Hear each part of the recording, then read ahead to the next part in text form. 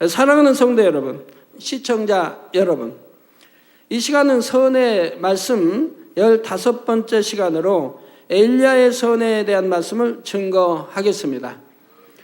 엘리야의 선에 대해서 총 3편의 말씀을 증거하고 이것으로서 선의 말씀을 마무리할 예정입니다. 그러니까 17편으로 마무리가 되어집니다. 물론 또 마리아 등 선한 아주 참 선의 분들이 많이 있어요. 그래서 계속 하면 너무 시간이 많이 가기 때문에 17주로 마무리 지으려고 합니다. 엘리야는 에녹과 더불어 죽음을 보지 않고 승천한 것으로 성경에 기록된 선지자입니다. 바로 오늘 본문 열왕기하 2장 11절에 엘리야가 승천한 장면이 나오지요. 두 사람이 행하며 말하더니, 여기서 두 사람은 엘리야와 엘리사입니다. 호련히 불수레와 불말들이 두 사람을 격하고 엘리야가 회리바람을 타고 승천하더라 한 것입니다. 이처럼 죽음을 보지 않고 승천했다는 것은 영적으로 매우 중요한 의미를 지닙니다. 로마서 6장 23절 전반절에 죄의 삭은 사망이라 한 것처럼 사망 곧 죽음이라는 것은 죄를 지은 대가로 임하는 것입니다. 그러니 죽음을 보지 않고 승천했다면 이것은 무엇을 의미하겠습니까? 아무런 죄가 없다는 뜻이지요. 그렇습니다. 엘리야는 죽음을 보지 않고 승천한 만큼 아버지 하나님께서 보시기에 죄가 없는 온전한 하나님의 선지자였습니다. 그래서 이 땅에서 경작받은 피조물로서는 최고의 서열에 오를 수 있었지요. 여러분들이 이 피조물로서 죄가 없다 하니까 좀 의아해하신 분들이 있을지 모르겠어요. 어떻게 죄가 없을 수 있겠는가? 그러나 우리 주님은 피조물이 아닌 성령으로 잉태되어 나셔서 본성 속에도 죄가 없으셨고, 또 태어나셔서 공생하고 십자가 치실 때까지 자범죄도 없으셨기 때문에 우리 죄를 대속할 그런 능력이 구세주의 자격이 있었지요. 근데 피조물인 엘리야가 어떻게 죄가 없을 수 있느냐, 여러분들이 의아해할 수가 있죠. 그러나 피조물이라도 정말 선하게 자라면서 죄를 짓지 않을 수도 있는 거죠. 쉽지는 않지만, 그러니까 그런 인물이 많은 게 아니라 이 말입니다. 그러니까 에녹이 있었기 때문에 하나님의 에녹은 300년 함께 동행했던 것을 볼 수가 있어요. 죄인은 하나님을 보면 죽는다 했어요. 그런데 죄가 없기 때문에 하나님이 동행할 수 있었고 산채로 들림을 받았다 이 말입니다. 엘리야도 마찬가지입니다. 죄를 짓지 아니했고 그만큼 선했고, 그러면 본성 속에도 죄가 없는 것이냐? 사람이 본성 속에 죄는 있는 것. 부모를 죄를 타고나서 본성 속에 죄가 있는 거지만 그 본성 속에 죄가 어느 사람은 많고 어느 사람은 적고 사람마다 다르지요. 어떤 부모를 만나느냐에 따라서, 어떤 할머니 할아버지 밑에서 부모가 나왔고 어떤 부모를 만나느냐에 따라서 그 태어난 자녀가 본성 속에 죄가 클 수도 있고 적을 수도 있고 아예 미약할 수도 있다 이 말입니다. 그 미약한 본성 속에서 하나님을 믿고 섬김으로 나를 더 청결하게 깨끗하게 다듬어 간다고 하면 본성 속에 있는 죄까지도 없어질 수 있다 이 말입니다. 그리고 이런 인물들은 죄의 삭은 사망인데 죄가 없기 때문에 산채로 들림을 받았다 이 말입니다. 그래서 모세도 마찬가지죠. 모세도 그 시체를 놓고 바로 마귀와 또 군대장관 미가엘 천사장과 싸우는 장면이 신약의 유다서에 나오는 걸 볼 수가 있죠. 그 이유는 무엇인가 전에 설명해 드렸습니다. 자, 하나님께서 엘리야의 어떤 마음을 크게 사셨기에 엘리야가 이렇게 될 수 있었을까요? 이에 대해서 지금부터 성경에 기록된 내용들과 제가 기도하여 풀어받은 내용들을 종합하여 말씀드리려고 합니다.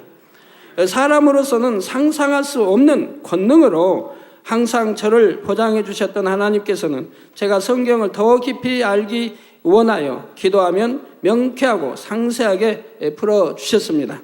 이렇게 풀어받은 말씀들이 바로 십자가의 도, 믿음의 분량, 영혼육, 천국과 지옥 등 제가 지금까지 증거한 모든 말씀이고 또 이 말씀들이 받은 말씀들이 번역되어 지금 나와서 전 세계 각 나라의 어로 지금 번역 중에 있습니다. 그러니까 이제 책으로 번역이 나와서 또 각 나라의 어로 지금 번역 중에 있다 이 말입니다. 그 모든 말씀이 참되고 진실하다는 것을 하나님께서 늘 따르는 기사와 표적과 권능으로 확증해 주셨습니다. 그런데 무수한 표적 중에서도 가장 중요한 표적은 말씀을 들은 영혼들이 구원의 확신을 갖게 되고 분명한 천국의 소망 가운데 하나님을 더욱 사랑하여 열심히 신앙생활하는 것입니다. 그러므로 성도님들은 이 엘리야 선지자에 대한 말씀을 들으실 때에도 모든 말씀이 참임을 믿으시고 어찌하든 엘리야 선지자의 마음을 본받아 더 온전한 하나님의 자녀가 될 수 있으시길 바랍니다. 사랑하는 성도 여러분, 그러면 먼저 엘리야 선지자가 활동했던 시대적 배경을 말씀드리겠습니다. 엘리야 선지자는 아합 왕이 북이스라엘을 통치하던 시기에 활동을 시작했습니다. 당시 북이스라엘은 아람의 공격 위협을 막아보고자 아람 시돈 왕의 딸인 이세벨을 왕비로 맞았는데 이세벨이 가져온 바알신이 북이스라엘에 퍼져 북이스라엘에는 우상 숭배가 만연하게 되었지요. 이에 대한 하나님의 심판으로 수년 동안 우로가 내리지 않게 되리라는, 즉 비가 오지 않을 것을 말씀을 아합 왕에게 전달하는 것이 바로 엘리야 선지자의 첫 사명이었고, 이것은 열왕기상 17장에 나옵니다. 그 이후 하나님께서는 엘리야에게 왕을 피하여 숨을 곳을 지정해 주셨지요. 마음이 악하여 하나님을 거역한 아합 왕에게 가뭄의 저주를 선포한다면 그는 회개하고 돌이키기보다는 오히려 엘리야를 죽이려고 할 것이기 때문입니다. 엘리야가 하나님께서 지정해 주신 그릿 시내가로 가서 머물 때 하나님께서는 까마귀를 통해 아침 저녁으로 떡과 고기를 공급해 주셨고 하나님의 말씀대로 가뭄이 시작되었습니다. 즉 하나님은 사람의 중심을 다 아시잖아요. 엘리야가 선포하면, 왕이 선포하면, 그날 선포하면 왕이 잡아 죽이려고 할까 아시기 때문에 이미 하나님은 엘리야에게 피할 수 있는 모든 길들을 예배해 놓으셨다 이 말입니다. 그러나 우리가 요나서에 보면 하나님이 요나서 니느웨 가서 외치라 합니다. 40일 만에 다 망한다 외치라고 합니다. 그러면 왜 하나님이, 그럼 그 왕이 가만히 있겠습니까? 백성들이 가만히 있겠습니까? 그러나 하나님은 그렇게 외쳐도 이 선지자 잡아 죽이지 않을 것을 아셨기 때문에 외치라고 한 거예요. 순종만 하면 되는 거예요. 순종만. 생각 동원하면 내가 외치면 이방인인데 하나님도 모르는 족속인데 왕이나 백성들이 나를 가만히 두겠는가? 그 말을 믿겠는가? 나를 잡아 죽이지 않겠는가? 이런 생각할 필요가 없다 이 말이에요. 하나님 말씀 무조건 순종만 하면 되는 거예요. 나중에 불순종이 나왔다 다음에 고기, 큰 고기 뱃속에 들어가서 회개하고 3일 금식 회개하고 토해내서 다시 니느웨 가서 외칠 때에 어찌했습니까? 왕이 백성들이 잡아 죽였습니까? 진노했습니까? 아니잖아요. 그들이 통해 잡아가는 역사가 온 국민이, 왕이야 온 신하 온 국민이 통해 잡아오는 역사가 있지 않았습니까? 그러면 하나님은 다 아시기 때문에 아시는 대로 명령하는데 순종하지 않기 때문에 문제가 생기는 거죠. 생각 동원하지 않고 순종만 하면 축복인데 왜 그렇게 생각을 동원해서 현실을 바라보고 불순종이 나오는지 참 안타까운 일입니다. 그래서 하나님 말씀대로 가뭄이 시작되었죠. 그 이후 엘리야는 사르밧 과부에게로 가서 떡 한 조각을 공개받고 가뭄이 끝날 때까지 양식이 끊이지 않는 축복을 내려주기도 하고 죽은 아이를 다시 살리기도 했지요. 또한 갈멜산에서 불의 응답을 끌어내려 우상 숭배에 빠진 많은 백성들의 마음이 하나님께로 다시 돌아오게 했습니다. 그리고 엘리야의 선포로 시작되었던 가뭄은 다시 엘리야가 하나님께 기도했을 때 끝나고 비가 왔습니다.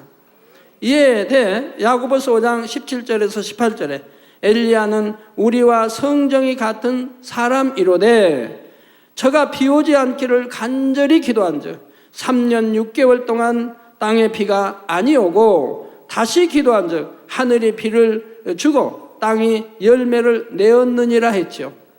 물론 엘리야는 스스로 기도한 거 아닙니다. 하나님이 명해서 순종해서 기도했고 또 그렇게 되어졌던 것을 볼 수가 있지요.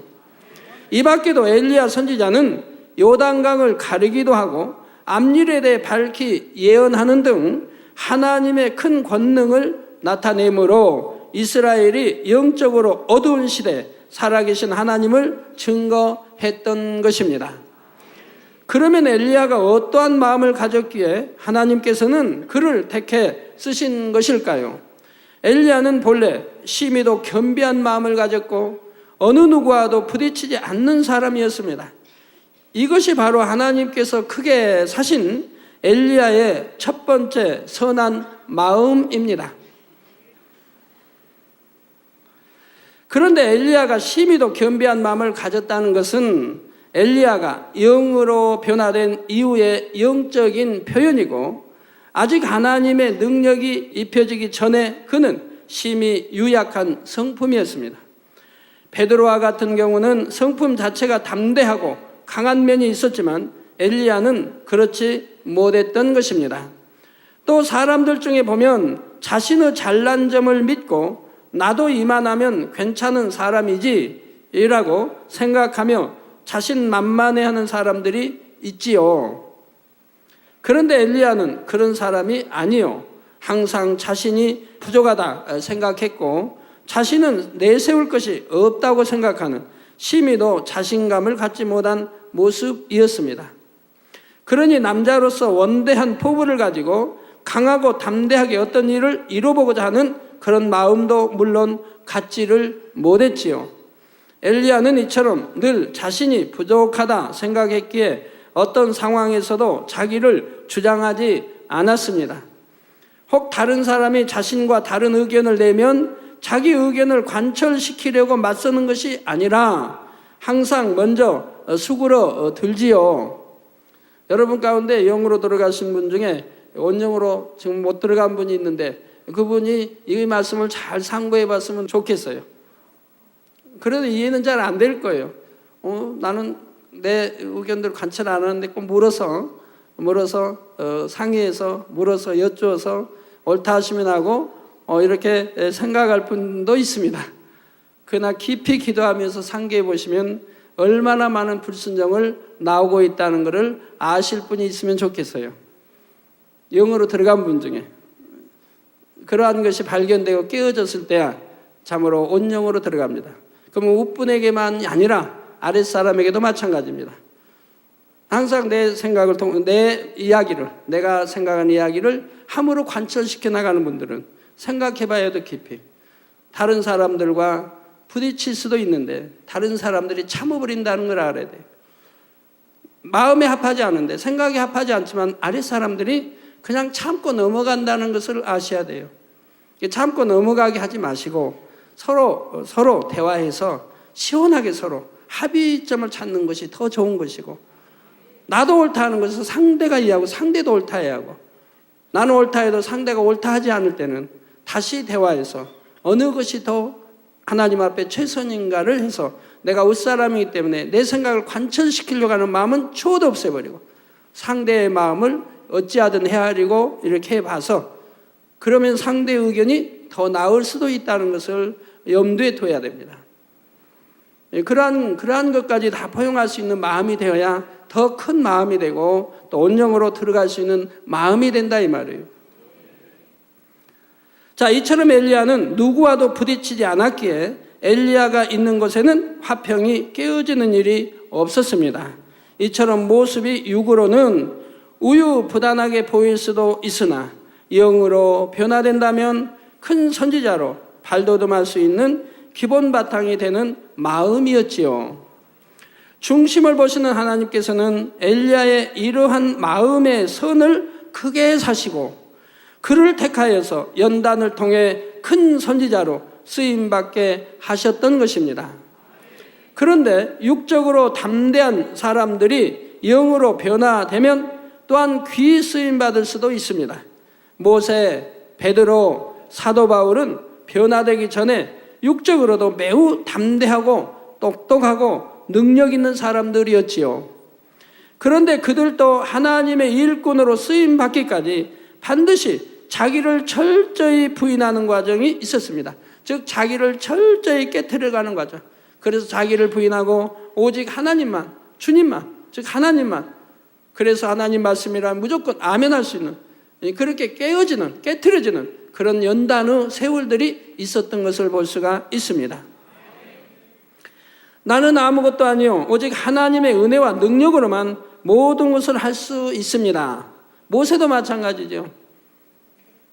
모세도 연단받기 이전에 왕자로 있을 때는 뭐나 자신만만했지요.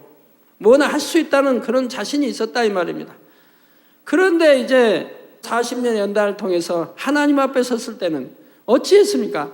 나는 할 수 없다고 하잖아요. 나는 할 수 없다. 나는 그런 자격이 없다. 나는 할 수 없다라고. 이런 표현을 하나님 앞에 쓰시는 거 보지 않습니까? 그러니까 그런 사람은 어떻게 써요? 하나님이 권능을 주셔서 쓰시는 거 아닙니까? 권능을 주셔서. 그러니까 하나님이 내가 너에게 권능으로 너와 함께 한다는 증표를 뱀을 통해서 또한 손은 문둥뼈 이런 걸 통해서 알려주지 않습니까? 너는 할 수 없다. 그러지만 내가 함께함으로 너는 무엇이나 할 수 있다 하는 것을, 그 믿음을 심어주는 것을 볼 수가 있습니다. 철저히 깨어져서 나를 부인할 때 하나님이 쓰실 수 있는 것이라 이 말입니다. 깨어지지 않은 상태에서 하나님이 그런 권능을 주시면 그는 어떻게 될까요? 그냥 교만해지죠. 교만해지다가 결국은 버림받는 사람이 되는 것이라 이 말이에요.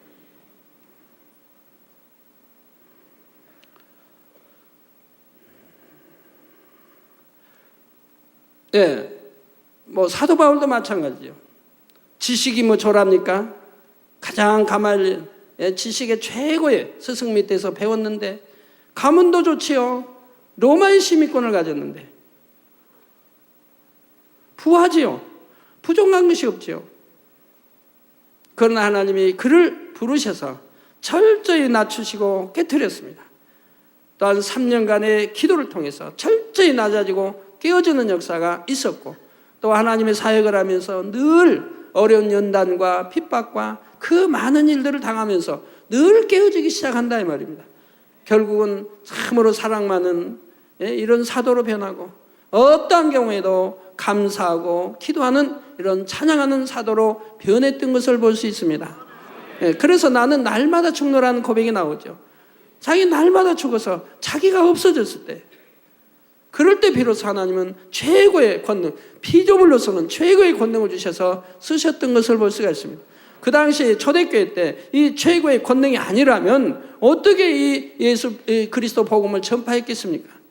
그래서 그 당시도 최고의 권능이 필요했고, 오늘날 마지막 때는 너무너무 죄로 관영하고 지식에 지식을 더해서, 그리고 과학의 의학의 발달을 통해서 하나님을 부인하는, 창조주 하나님을 부인하는, 믿는다 해도 지식으로만 믿지 마음속에 참으로 믿는 이런 사람이 없는 이 세대이기 때문에 최고의 권능으로 하나님이 이 세계를 깨트려 가도록, 이 세상의 과학과 지식과 모든 것을 깨트려 가도록 지금 역사하고 계신 것이라 이 말이에요.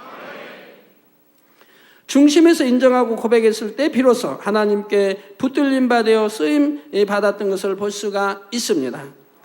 그리고 그들이 지녔던 육적인 담대함과 똑똑함도 헛되이 사라져버렸던 것이 아니라 영으로 변화되었을 때는 하나님의 나라에 매우 유익이 되는 것을 볼 수가 있습니다.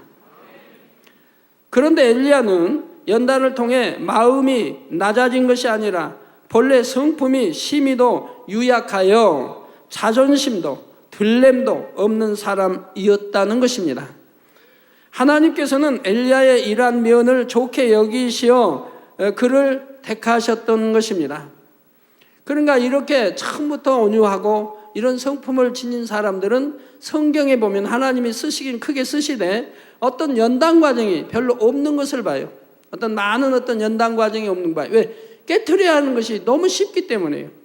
강하고 하여튼 그런 깨트리는 그런 시간과 이렇게 연약하고 요약하지만 선한 이 성품을 지닌 사람들을 깨트리는 것은 더 쉽다 이 말이에요. 그래서 그런 아브라함이나 이런 선한 사람들은 그런 연단이 길지 않는 것을 또 볼 수가 있죠. 자, 이러한 하나님의 부르심에 대해 엘리야는 그의 유약한 마음에서 나는 부족한데 어찌 하나님의 일을 이룰 수 있을까? 내가 부족하여 하나님의 일을 어그러 드리면 안 되는데 하며 두려움을 갖게 되었지요. 그만큼 마음에 자신이 없었던 것입니다. 그런데 자기를 온전히 비우고 겸비한 것은 좋으나 한 시대의 큰 선지자로 쓰임받기 위해서는 그 유약함이 영으로 변화되어야 하기에 하나님께서는 그에게 연단이 따르게 하셨던 것을 볼 수가 있습니다. 처음 엘리야가 아합에게 가뭄이 들 것을 선포한 이후에는 하나님께서 먼저 엘리야로 하여금 숨을 곳을 지정해 주셨지요. 그러므로 3년 후 하나님께서는 다시 엘리야에게 너는 가서 아합에게 보이라. 내가 비를 지면에 내리리라 말씀하셨습니다. 그런데 당시 상황은 가뭄으로 인한 기근으로 이스라엘에 많은 어려움이 있었고 아합은 이것이 엘리야 때문이라 생각하여 엘리야를 심히도 미워하고 어찌하든 잡고자 하는 때였지요. 여러분 생각해 보세요. 3년 반 동안 비가 오지 않았다고 하면 그 얼마나 참 힘이 들겠습니까? 제가 전에 인도성에 갔을 때 근 10개월 동안이 비 한 방울 오지 않았다. 비가 오지 않았다. 그러니까 시내 전 시내가 제가 연합성에 할 그 도시 전 시내가 데모를 하고 있더라 이 말. 전부 파업을 해버렸다 이 말. 나라에 대한 파업을 했다 이 말. 우리에게 물을 달라. 자기 그 나라는 주라 해도 우리 나라보다도 크지요. 한 주가. 그러니 물을 달라는 어디?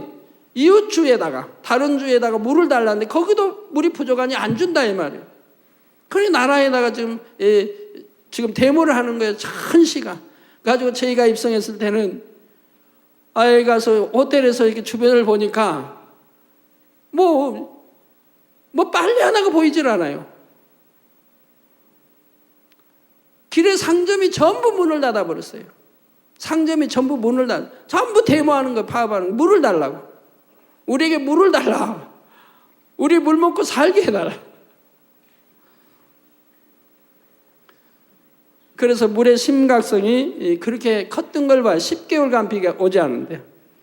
그런데 참으로 감사하게 제가 인도에 도착하는 날 바로 그날부터 비가 오기 시작해서 억수같이 비가 쏟아졌지 않습니까?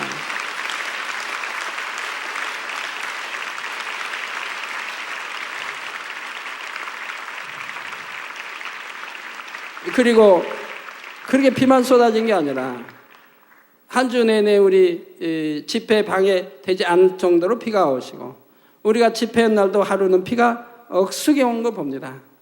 그래가지고 토요일까지 비가 왔어요. 토요일까지. 월요일 우리가 월요일 날 도착했나요? 화요일 날 도착했나요? 해서 토요일까지 비가 왔어요. 이게 비가 오니까 이제 그들이 말하기를 이 토요일까지 온 비 양이 이제는 해갈이 됐다고 그러는 거예요. 그렇게 계속 매일 와서 일주일 온 비가 이제 해갈이 됐습니다. 그러고 나서 비가 뚝 하고 그치는 것을 볼 수가 있었습니다. 그래서 우리가 100만이 넘는 인파가 모여서 집회를 해도 비가 막 억수같이 쏟아지는데도 누가 비 하나 피하려고 하지 않는다 이 말. 오히려 좋다 이 말입니다. 10개월 동안 비를 기다렸는데 이 비를 맞고 있으니 얼마나 신이 나요. 그 비를 맞으면서도 100만이 넘는 인파가 하나도 요동하지 않냐고 조그만 사고도 당하지 않냐고 집회를 참으로 은혜 가운데 했던 것을 볼 수가 있지 않습니까?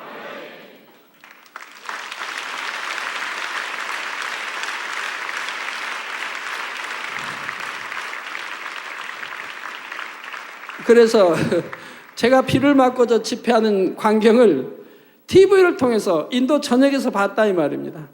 그러니 저분들이 또 얼마나 감동을 받았습니까? 자기들은 비가 오는 게 좋은데 또 100만이 넘는 인파가 지금 비를 맞고 꼼짝도 않고 지금 말씀을 듣고 있는 거예요. 그 수많은 영혼이 치료받는 거예요.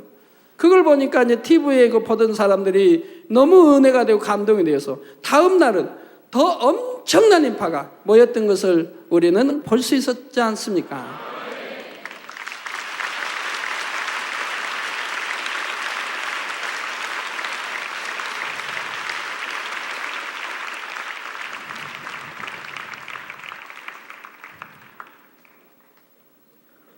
저희 화면에 나온 것은 전체가 나온 게 아니에요. 워낙 끝이 없으니까. 저 뒤편에는 뭐 이렇게 촬영할 수가 없죠. 그래서 그 뒤편에 끝에도 이렇게 스크린을 장치하고 스크린으로 예배를 볼 수 있도록 이렇게 되었던 것이지요. 아마 인도 역사상도 10억이 넘는 인도 역사상도 최고의 인파가 모여서 최고의 집회라고 이구동성 다 말하고 있죠. 그러고 나서 저렇게 집회 후에 그곳에서 한 번도 집회가 열리지 않았다고 합니다.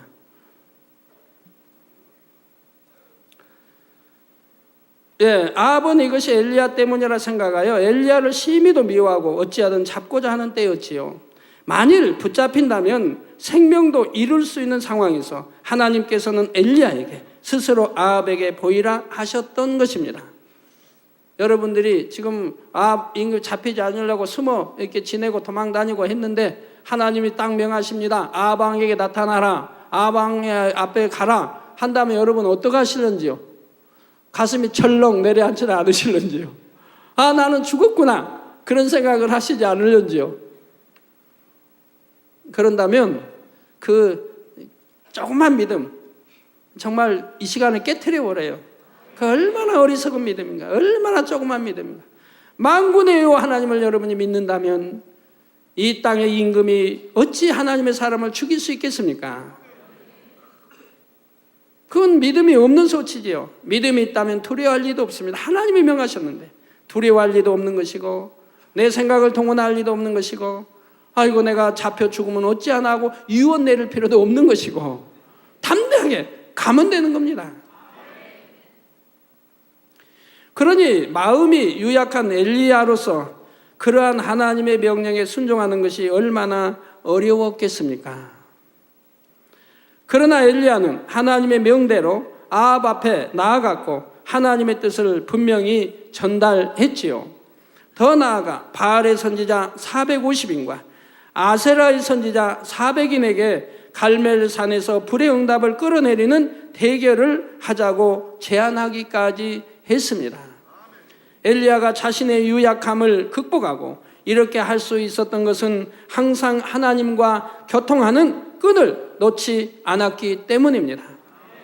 엘리야는 자신이 정령 부족한 사람에게 하나님과 늘 교통하기를 힘써서 하나님의 뜻이 어디 있는지 정확히 깨달으려 했습니다.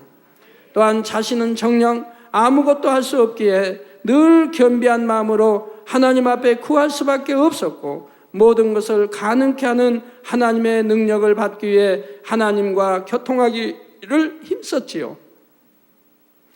이처럼 엘리야가 늘 하나님과 교통하는 끈을 붙잡고 있었으므로 인해 하나님께서는 엘리야에게 응답을 주셨습니다. 그래서 엘리야는 자신의 유약함을 극복하고 하나님께서 주시는 담대함과 능력으로 끝까지 믿음으로 승리할 수 있었던 것입니다. 뭐 다음 시간에는 또 나오겠습니다만 어떤 면이 또 유약했는가가 나오겠습니다. 여러분 성경 상고해 보시면 이런 큰 역사를 기사와 불을 끌어내리고 이런 역사를 베풀고 나서도 이세벨이 널 죽이겠다니까 얼마나 두려웠답니까? 차라리 하나님 날 죽게 해주십시오. 이런 고백이 나온 걸 봐요. 그 유약함이 나타나고 있는 거죠. 자, 엘리야는 이러한 체험들을 해나가면서 사람의 생각으로 바라볼 때는 되어지지 않는 일이라 해도 하나님께서 하라 하시면 능히 된다는 믿음이 더 확고히 심겨지게 되었습니다. 단번에 그의 유약함이 벗겨진 것은 아니지만 하나님께서 허락하신 연단을 받으면서도 하나님과 교통하는 끈을 놓지 않고 붙잡으니 엘리야는 승리할 수 있었고 결국은 하나님의 능력으로 강함이 입혀졌습니다. 그래서 연단을 받은 후에 엘리야는 스스로가 고백하기를 내가 이같이 부족한 자요 아무것도 할 수 없으되 여호와 하나님의 힘으로는 능히 할 수 있다라는 이 같은 고백이 나올 수 있었던 것입니다.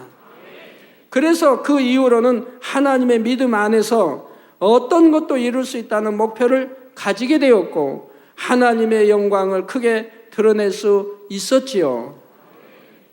바로 엘리야가 큰 권능을 나타낼 수 있었던 것도 육의 한계 속에 있는 자신은 할 수 없으되 여호와 하나님은 하실 수 있다는 확고한 믿음이 있었으므로 자신은 하나님의 뜻에 순종만 했던 것입니다.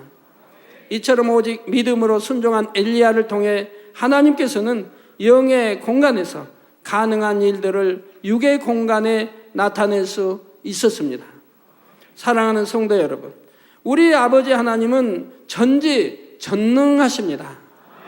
그래서 어떤 사람을 택하여 쓰시고자 할 때 굳이 육적으로 능력이 많은 사람을 찾을 필요가 없으시지요. 하나님께서 쓰시는 사람은 자기를 내세우지 않고 오로지 하나님의 뜻을 전하고 하나님의 능력을 그대로 받아 나타낼 사람입니다. 왜냐하면 사람의 마음을 그릇이라 할 때 그 그릇 안에 이미 자기가 많이 담겨 있으면 하나님의 능력이 많이 담길 수가 없고 설령 하나님께서 능력을 부어주신다 해도 이미 그릇 안에 담긴 자기와 섞여서 순수한 하나님의 능력은 발휘되지 못하지요. 내 마음그릇을 깨끗이 비웠을 때 하나님이 마음껏, 우리 주님이 마음껏 나를 사용하실 수 있는, 그리고 능력을 베푸실 수 있는, 그렇게 있게 되는 것이라 이 말입니다. 내가 있는 이상은 아니 되지요. 내가 살아있으니까. 또 주신다 해도 혼합돼 버리니 분별이 되지 않지요. 그러므로 첫째로 하나님께서 찾으시는 그릇은 자기가 온전히 비워지고 깨끗한 그릇입니다. 다음으로 자기가 비워지고 깨끗한 그릇이라 해도 바닥이 얕은 그릇보다 깊은 그릇에 많이 담기듯이 자신의 마음을 겸비하게 낮추면 낮출수록 하나님의 능력이 더욱 많이 임한다는 사실입니다. 그런데 엘리야는 이 두 가지 조건이 다 갖춰져 있었지요. 늘 자기는 아무것도 할 수 없는 부족한 사람임을 중심에서 진실하게 고백했고 항상 하나님과 교통의 끈을 놓지 않았던 것입니다. 하나님께서는 이처럼 육적으로 볼 때는 능력이 없고 약해 보이는 사람을 택해 아버지 하나님의 능력으로 입히시고 하나님의 일을 이루게 하심으로 하나님의 영광을 드러내는 것이지요. 이에 대해 고린도전서 1장 27절에서 29절에 보면 그러나 하나님께서 세상에 미련한 것들을 택하사 지혜 있는 자들을 부끄럽게 하려 하시고 세상에 약한 것들을 택하사 강한 것들을 부끄럽게 하려 하시며 하나님께서 세상에 천한 것들과 멸시받는 것들과 없는 것들을 택하사 있는 것들을 폐하려 하시나니 이는 아무 육체라도 하나님 앞에서 자랑하지 못하게 하려 하심이라 말씀하셨습니다. 그런데 때론 하나님을 믿는다 하는 사람들 중에서 자기가 온전히 비워지지 않았을 뿐만 아니라 욕심과 들레는 마음 등이 있으면서도 마치 자신이 하나님께 택함받아 쓰임받는 것처럼 스스로 말하는 사람들이 있지요. 또는 하나님께 간절히 구하여 받은 은사가 나타나면 이내 교만해져서 잘못된 길로 빠지는 경우도 있습니다. 입술로는 하나님의 영광을 위한다 하나 속 중심에서는 자기 영광을 구하고 있으니 이런 사람은 선과는 거리가 먼 것이지요. 마태복음 7장 20절에 이러므로 그의 열매로 그들을 알리라 하신 말씀처럼 우리 성도님들은 열매로 밝히 분별하셔서 이런 사람들에게 미혹받는 일이 없으시길 바랍니다. 야고보서 1장 14절에 오직 각 사람이 시험을 받는 것은 자기 욕심에 끌려 미혹됨이니라고 말씀했습니다. 그러므로 성도님들은 나는 날마다 죽노라 고백했던 사도 바울처럼 날마다 자기 마음 그릇을 비우실 수 있기를 바랍니다. 육신의 정욕과 안목의 정욕과 이생의 자랑을 신속히 벗어버리시기 바랍니다. 육의 찌기와 혼잣물들도 빼내 버리시기 바라고요. 그럴 때 신령한 하나님의 능력과 풍성한 은혜가 임하게 되지요. 더 나아가 자기 의와 틀도 철저히 깨트려 버릴 수 있기를 바랍니다. 엘리야는 하나님의 부르심을 받기 전에도 자기를 전혀 주장치 않으므로 어느 누구와도 부딪히지 않았다 했지요.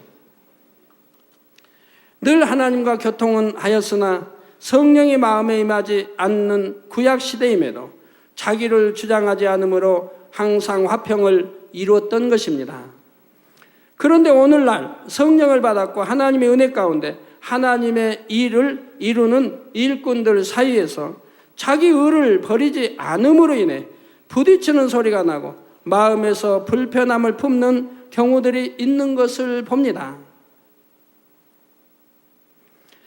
또한 자신은 진리라고 생각하고 만들어 놓은 틀로 인해 다른 사람에게 불편함을 주는 경우도 있지요.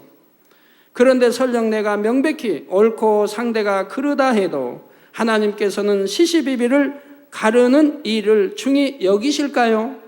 그릇되게 행동하는 상대를 진리로 인도하는 것을 더 중요하게 여기실까요?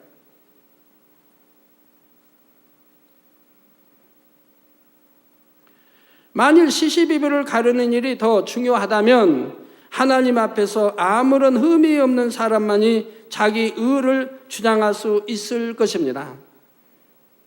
자신도 온전하지 않으면서 자신의 기준으로 다른 사람의 시시비비를 논할 수는 없기 때문입니다. 제가 아래 이제 많은 이렇게 같이 신앙생활하며 또 가르쳐야 할 분야들이 있어서 어느 가르치는 분들이 있습니다. 그럼 어느 분들은 이제 가르치면 가르쳐도 10번을 가르쳐도 20번을 가르쳐도 항상 명심을 안 해. 그거 또 어겨. 또 불순종이 나요. 그러면 시시비비 안 하고 그냥 내가 모른 채 넘어가면 참 저야 편하게 좋겠는데 저는 내 마음에 결단한 바가 있어서 내가 고쳤어야 되겠다.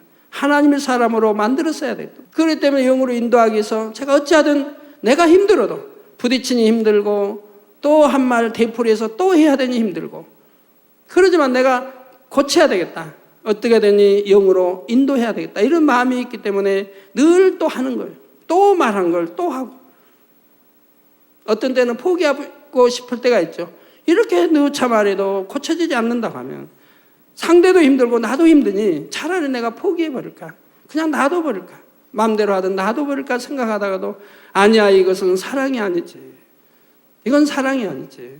내가 끝까지 인내하고 끝까지 변화될 때까지 내가 해나가야 되겠다라고 생각해요. 상대도 힘들고 힘들지만. 그런 경우도 있어요. 그런 경우는 이제 이런 말씀을 통해서 보면 부딪힌다는 거죠. 그렇지만 이런 경우 어째요? 고치기 위해서. 정말 영의 사람 되기 위해서 늘 지적을 하게 돼요. 지적 안 하면 편해요. 지적 안 할 수도 있어요. 그러면 나는 편하고 좋아요. 그렇지만 언제 영의 사람이 되고 언제 하나님의 사람이 될 수 있느냐 이 말. 그럴 때 지적하고 또 지적하게 되죠. 그래서 지적하면 아멘하고 받으면 부딪히지 않는데 아멘을 않고 자기 생각을 동원하기 때문에 이제 부딪힌다는 의미가 나오죠. 그러나 어떤 사람은 지적하고 제가 지적해도 전혀 부딪히지 않는 사람이 있어요. 이것도 지적하고 저것도 지적하고 직접적으로는 참아 못하면 간접적으로 늘 해요. 그러면 민망해가지고 어찌 모르지 한 번도 아니요 그렇지 않습니다 하지 않아요. 내가 잘했습니다 하지 않아요. 거기에 대한 대꾸하지 않아요. 그저 민망해서 어쩔 줄 몰랐어요. 내가 당장에 편하게 더 잘 섬겨드려야 되는데 그렇지 못함에 대한 민망함으로 항상 그래야 하는 걸 봐요. 그런 경우는 지적에도 부딪히지 않고 편하죠. 그렇지만 또 직접적으로 지적은 안 하고 그런 경우는 간접적으로 가끔 지적해 주는데요. 그래 하잖아요. 저만 세우산 가면 되겠습니까? 어찌하든 변화돼서 같이 새 예루살렘 가야죠. 그렇기 때문에 하는 거예요. 내가 힘이 들어도 하는 거예요. 내가 직접적으로 안 하고 간접적으로 늘 들으라고 늘 하는 거예요. 명심하고 또 명심하라고. 그래서 같이 새 예루살렘 가자고. 또 그렇게 약속도 여러 번 했으니까요. 당회장님 나 어찌하든 새 예루살렘 같이 가야 돼. 그러자고 내가 나 따라오라고 내가 나와 함께 가자고 그렇게 약속했으니까 어찌하든 간접적으로라도 지적해서 다 변화되게 명심해서 어찌하든 새 예루살렘으로 이끌려고 하게 되죠. 우리 성도님도 마찬가지예요. 단에서 늘 말씀드리는 거예요. 명심하고 또 명심하고 오늘 지키지 못해도 또 내일 말씀 또 명심하고 해서 어찌하든 깨어지고 변화돼서 우리 같이 좋은 천국에 가자고 하는 거예요. 자, 그런 하나님께서는 죄인들이 회개하고 돌이키면 그 모든 죄와 허물을 용서하시고 예수님의 보혈로 사해 주셨으며 은혜로 덮어 주셨다는 사실입니다. 이러한 은혜를 입은 우리는 진리의 말씀으로 죄와 의에 대하여 밝히 분별은 하되 아버지 하나님께서 그러셨던 것처럼 사랑으로 감싸줄 수 있어야 하겠습니다. 또한 죄인들을 오히려 섬기셨던 예수님처럼 설령 내가 보기에 의롭지 못한 상대도 섬길 수 있는 마음이 되어야 하겠습니다. 이것이 아버지 하나님께서 보실 때 참된 의이기 때문입니다. 또한 이것이 하나님 앞에서 참된 의라 믿고 자기를 비우고 자신을 낮추는 이 마음과 자세가 바로 아버지 하나님께서 인정하시는 선이라는 것을 깨달을 수 있기를 바랍니다. 성도 여러분, 하나님께서 저를 죄종으로 부르시고 사명을 주실 때 저도 중심에서 나와 같은 자가 어떻게 그런 일을 감당할 수 있을까를 생각하게 되었습니다. 하나님께서는 단지 죄종으로 부르실 뿐만 아니라 제가 죄종이 되면 산을 넘고 강을 건너고 바다를 건너다니며 기사와 표적과 권능을 행하리라는 말씀도 주셨기 때문입니다. 이처럼 하나님께서 친히 음성을 들려주셨어도 저는 그때까지 오직 훌륭한 장로가 되어 하나님께 영광 돌리고자 무수히 기도해 왔기 때문에 어리둥절하지 않을 수 없었고 처음엔 어떻게 순종해야 할지 막막했습니다. 그동안 기도한 게 있다면 내가 훌륭한 장로가 돼서 나같이 아프고 그 힘들게 사는 사람들을 구제하고 가난한 사람들을 구제하고 그리고 참 병들고 이런 사람들을 내가 구제하고 돌보고 고아들과 이런 걸 구제하고 돌보고 이런 기도를 늘 해왔는데 하나님은 갑자기 죄종으로 부르시니 당황할 수밖에 없었다 이 말. 그동안 기도한 게 있었는데 지금의 생각해 보면 장로보다도 이렇게 죄종이 돼서 장로 때 기도했던 거 다 할 수 있잖아요. 오히려 권능 받아서 다니면서 치료하죠. 병든 자, 가난한 자 구제하죠. 그래 장로 때 기도했던 것이 죄종이 되니까 더 수월하게 이루어질 수 있는 걸 저는 그 당시는 의아히 생각했다 이 말. 왜 내가 이렇게 기도해 왔는데 하나님은 다른 길로 나를 인도하시나 이렇게 생각을 했던 것이죠. 내가 어떻게 죄종이 될 수 있을까? 나이도 많고 기억력도 없는데 어떻게 공부하여 신학교에 간단 말인가? 더군다나 하나님께서 주신 말씀대로라면 세계를 누비는 부흥 강사가 되어야 하는데 부끄러움을 잘 타는 성품을 가진 내가 어떻게 많은 사람들 앞에서 말씀을 전할 수 있을까? 이런저런 생각들이 들기도 했지만 저는 그때까지 하나님의 뜻을 거역한 적이 없었기에 다시 한번 음성을 들려주시면 주의종이 되라는 하나님의 뜻에 순종할 수 있겠나이다는 마음으로 약 3개월을 간절히 하나님 앞에 기도했습니다. 3개월 이상을 했죠. 하나님 말씀이 떨어지자 즉시 순종을 했어요.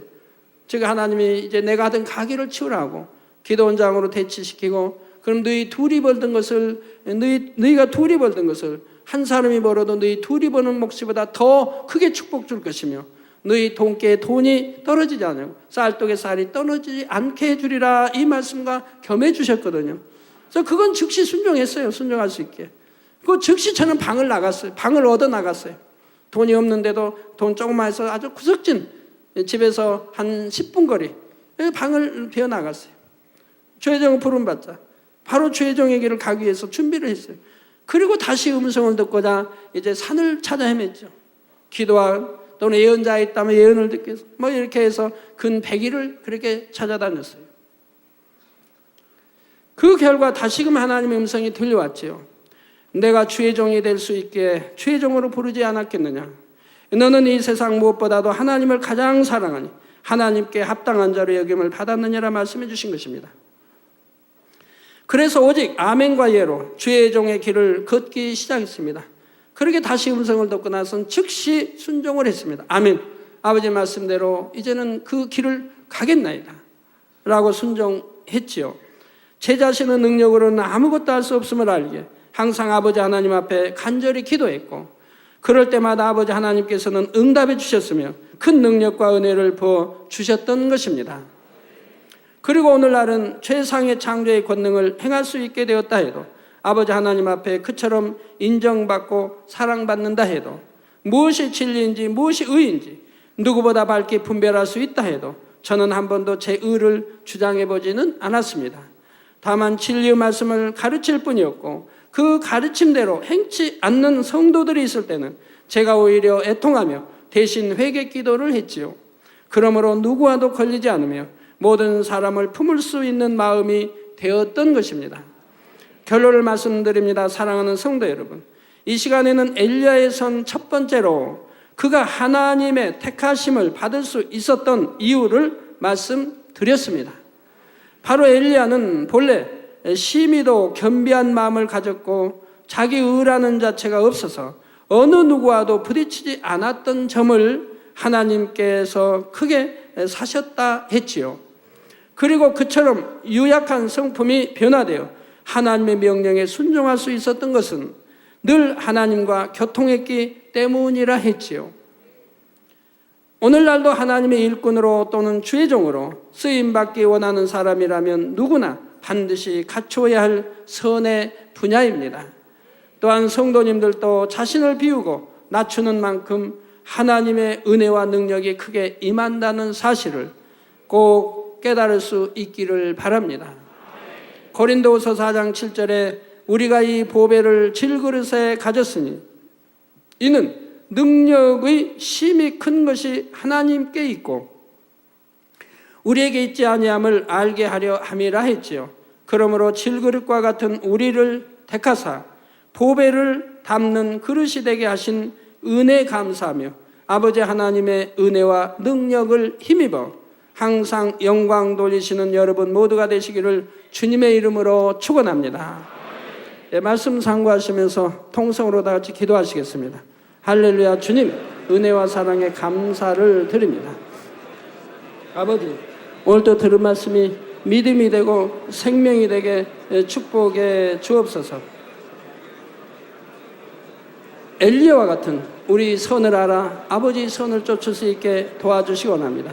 더욱 낮아지고 더욱 겸비하며 자기 의를 내세우지 아니하고 순종할 수 있는 아버지 그러한 하나님의 자녀들이 될 수 있도록 축복해 주시기를 원합니다. 아버지여, 우리도 할 수 있나이다. 우리도 될 수 있나이다. 아버지 역사해 주시기를 원합니다. 주여 감사합니다. 우리 주 예수 그리스도의 이름으로 기도하옵나이다. 아멘.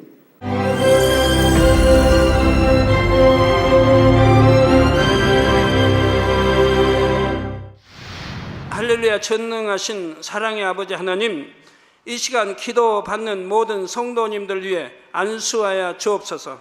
GCN 방송 시청자들이 인터넷과 화상을 통해 기도받는 지교회와 지성전 그리고 전세계 하나님의 자녀들 위에도 시공간을 초월하여 역사하여 주시기를 원합니다. 믿어지는 믿음을 주시고 부정적인 생각과 의심의 세력을 물리쳐 주옵시며 모든 시험 환난도 물리쳐 주옵소서. 머리부터 발끝까지 오장육부 뼈 마디마디 온몸의 신경 조직 세포 등 아픈 곳마다 성령의 불로 태우시고 근본의 빛으로 역사하여 주옵소서. 예수 그리스도의 이름으로 명하노니 원수마귀 사단 모든 질병 균 연약함아 물러가라. 빛이 임하라. 모든 불치 난치병도 성령의 불로 태워 깨끗하게 역사하여 주옵소서. 말라리아를 비롯한 모든 풍토병도 물리쳐 주옵소서. 감기, 기침, 열, 몸살, 독감 등 각종 유행성 질병도 다 물러가라. 어떠한 유행성 질병 균도 틈타지 않게 지켜 주옵소서. 위암, 폐암, 간암, 유방암, 자궁암, 대장암, 피부암 등 각종 암과 에이즈, 백혈병, 뇌졸중, 고혈압, 저혈압, 심장병, 폐병, 위장병, 당뇨, 부인병, 피부병, 갑상선 질환과 모든 염증도 깨끗게 하여 주옵소서. 소아마비, 중풍, 관절염, 디스크도 온전케 하여 주옵소서. 요통, 두통, 신경통을 비롯한 모든 통증은 사라질지어다. 간질, 자폐증, 우울증, 조울증, 노이로제 등 모든 정신질환도 물러가라. 모든 마비된 것도 풀어지고 일어나 걷고 뛸지어다. 눈도 잘 보이게 하옵시고 귀도 잘 들리게 하여 주옵소서. 소경은 눈을 뜨고 기머거리는 들으며 벙어리는 말할지어다. 각종 사고, 후유증도 깨끗게 하시고 부러진 뼈도 붙여 주옵소서. 화상 입은 것도 온전케 하옵소서. 화기야 물러가라. 열도 물러가라. 아버지, 흉터도 나지 않게 역사해 주시기를 원합니다. 마약을 비롯하여 각종 약물과 독극물 중독도 깨끗함을 입을지어다. 죽은 신경과 세포가 살아나며 죽은 자도 살아나게 하여 주옵소서. 잉태의 축복도 주시기를 원합니다. 잉태 축복을 받으라. 예수 그리스도의 이름으로 명하노니 원수마귀 사단아, 하늘 공중 곳에 잡은 악의 영들아 물러가라. 그의 사자들도 물러갈지니라. 이 땅의 악한 영, 더러운 영, 거짓되고 간사한 영, 이간질하고 미혹하는 모든 어둠들은 물러가라. 모든 흉악의 결박을 풀고 어둠아 물러가라. 빛이여 임하라. 아버지 하나님, 부르짖어 기도할 수 있는 능력을 주시고 죄를 버리고 성결될 수 있는 능력을 주옵소서. 영혼이 잘됨같이 범사에 잘되게 하시고 가정의 복음화도 이루어 주시기를 원합니다. 한 주간도 모든 사고와 재앙으로부터 지켜주시고 불통이 없는 형통한 삶을 살 수 있도록 축복해 주옵소서. 성령의 불담으로 천군 천사와 주님의 불꽃 같은 눈동자로 모든 하나님의 자녀들과 가정, 일터, 사업터를 지켜주시기를 원합니다. 학생들에게 지와 명철을 더하시고 공부도 할 수 있는 뜨거운 마음과 열정도 더하여 주옵소서. 마음과 생각을 세상에 빼앗기지 않도록 지키시고 하나님을 뜨겁게 사랑하는 학생들로 축복하여 주옵소서. 하나님의 자녀들이 먹으나 마시나 입으나 무엇을 하든지 하나님 앞에 영광 돌리는 삶이 되게 축복하여 주시기를 원합니다. 나는 하나님을 만났노라, 체험했노라, 응답 받았노라, 축복 받았노라, 간증하는 입술이 되게 역사하여 주옵소서. 아버지 하나님 감사합니다. 홀로 영광 받으옵소서. 우리 주 예수 그리스도의 이름으로 기도하옵나이다. 아멘.